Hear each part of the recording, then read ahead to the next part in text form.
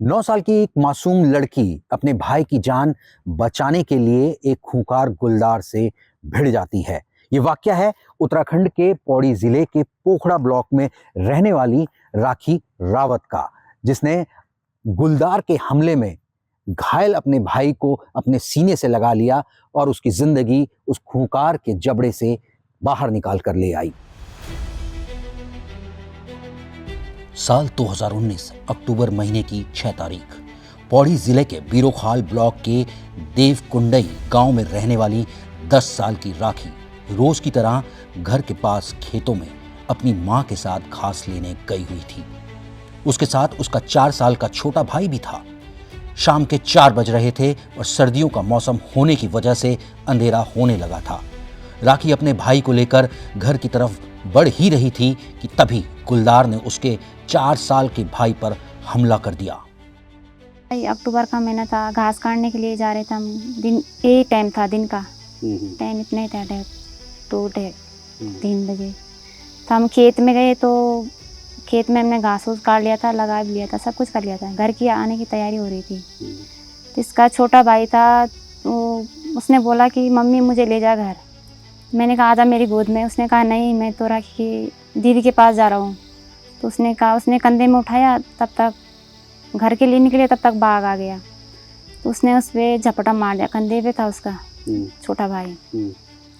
तो बाघ ने उस पर छोटा भाई को झपटा मारा तो राखी ने उसे अपनी ओर खींचा, उसने राखी पर ही हमला किया। तब मैंने देखा, मैंने उसी के पीछे थी, उसके पीछे मैंने चिल्लाई, जोर से चिल्लाई कि उसकी तरफ भागी मैं, राखी की तरफ। तब तक वो बाघ था जो चला गया।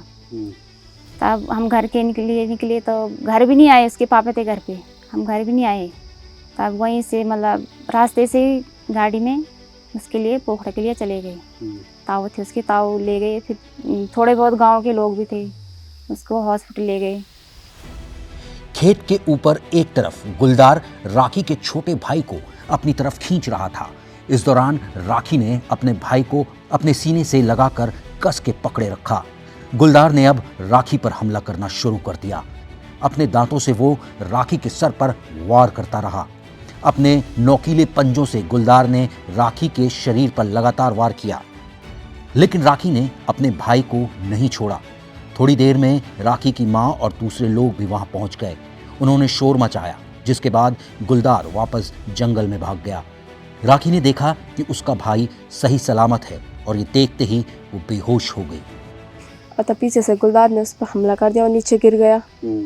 फिर तब मैंने उसे खींचा और सीने से लगा लिया था। तो बाइक को ले जाने की कोशिश की उसने, तब पर नहीं ले जा पाया। तब मेरे पे कर दिया उसने हमला। और उसके बाद तब सर पे तब 45 टाके लगे, तब बाई पे 2-3। इसके बाद राखी को पहले ऋषिकेश के एम्स अस्पताल में ले जाया गया और उसके बाद उसे दिल्ली रेफर किया गया। राखी की इस बहादुरी पर उसे राष्ट्रपति द्वारा वीरता पुरस्कार देकर सम्मानित भी किया गया। उत्तराखंड के पहाड़ों में गुलदार का बच्चों पर हमला एक बड़ी समस्या बना हुआ है। राखी के गांव में गुलदार का खतरा अभी खत्म नहीं हुआ। राखी के ताऊ बताते हैं, इस समय भी गांव में गुलदार का खतरा बना हुआ है। घर से बाहर निकलना बेहद मुश्किल हो रहा है। इस समय 2 से 3 गुलदार गांव के आसपास घूम रहे हैं। गांव में घूम रहे हैं, उनका आगे पीछे घर से बाहर निकलना बड़ी मुश्किल हो रहा है। अच्छा। हाँ, रोज शाम को 8 बजे 9 बजे के बाद कोई नहीं जाता बाहर। गांव में घूमने लग जाता है वो, तब उसके डर के मारे तो अब जब से एक बार ये अटैक हुआ तब से तो लोग अब डरते हैं। कई साल गुजर जाने के बाद भी राखी रावत की जो जिंदगी है वो पटरी पर नहीं लौट पाई है। अभी भी उसे चक्कर आते हैं, उसकी दवाइयाँ अभी भी चल रही हैं और उसके जहन में अभी तक उस दिन का जो डर है वो बैठा हुआ है। जैसे ही अंधेरा होता है वो सहमी हुई नजर आती है। 5 साल बाद आज राखी 15 साल की हो गई है। वो स्कूल जाती है। अब लोगों को ये ज़रूर लगता है कि उसकी ज़िंदगी सामान्य हो गई है, लेकिन ऐसा नहीं है। राखी की माँ बताती है कि आज भी उसे अचानक चक्कर आ जाते हैं, वो गिर जाती है। वो जब तक दवाइयाँ खाती है तब तक वो ठीक रहती है। आज भी उसके सपने में उसे वो गुलदार दिखाई देता है। वो बहुत सहम जाती है, वो चीज़ें याद नहीं रख पाती, हर समय डर सा लगता है। दवाई ख़त्म हो जाए तब अचानक कुछ सर घूमता है तब नीचे गिर जाती हूँ, तब जब सपने में आता है तब बहुत डर लगता है, बाहर आने का मन भी नहीं करता। अब उसके बाद कुछ अलग फील होता है आपको उस घटना के बाद? क्या? अजीब सा लगता है कि वो मेरे सामने ही होगा, कि मेरे सामने मेरे भाई को कर रहा है। जब कोई मुझे कुछ कहता है तो उसे जल्दी भूल जाती हूँ, तब याद नहीं रहता, तब सारी चीज़ें भूल जाती हूँ जो घर वाले बोलते हैं। राखी के पिता की मृत्यु हो चुकी है। राखी के इलाज के लिए उसके गांव से 200 किलोमीटर से ज़्यादा दूरी तय कर देहरादून में डॉक्टरों के पास जाना होता है। अभी तक उसके दादा उसे इलाज के लिए ले जाया करते थे, लेकिन उनकी भी मृत्यु हो चुकी है और अब राखी की माँ उसे डॉक्टर के पास ले जाने में पूरी तरह से असमर्थ है। दूसरा, आने जाने और वहाँ ठहरने का खर्च वो कैसे उठा पाएंगी, इस सवाल से वो रोज़ जूझती हैं। दवाई खाती है तो ठीक है, अब दवाई ख़त्म हो गई तो चक्कर आने लगता है। तो चक्कर आने लगता है तो तब दिक्कत हो रही है। अब मैंने तो कभी देखा है, देहरादून तो जा रखी हूँ पर देखा नहीं कि कहाँ से लाती है, क्या लाती थी। 8 दिन तक दादाजी थे, दादाजी लाते थे। अब दिक्कत ये रहेगी कौन जाएगा उसके साथ। दादाजी का क्या हुआ?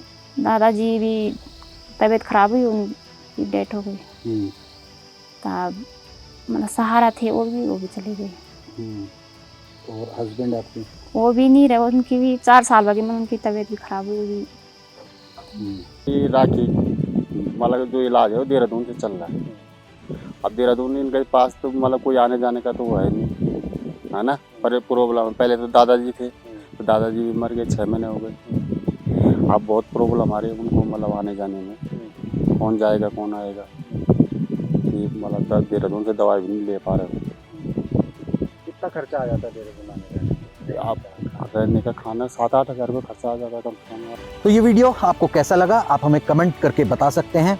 इसके अलावा आप इस तरीके की वीडियो और देखना चाहते हैं उसके बारे में भी हमें ज़रूर बताइए। इसके साथ ही अगर आप राखी रावत की भी मदद करना चाहते हैं तो इस वीडियो को शेयर कीजिए, लाइक कीजिए, अपने दोस्तों तक पहुंचाइए।